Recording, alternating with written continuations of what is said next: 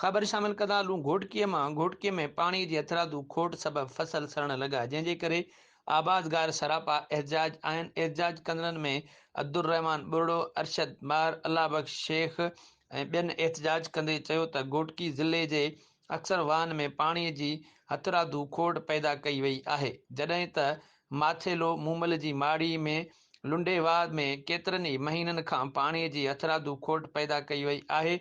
हिननि चयो त लुंडेवाह ते मुक़ररु दारोगो रमज़ान चाचड़ बासरनि खे रिश्वत एवज़ पाणी वेकिरो करे रहियो आहे। हिननि चयो त रमज़ान चाचड़ हिकु करप्ट अमलदार आहे।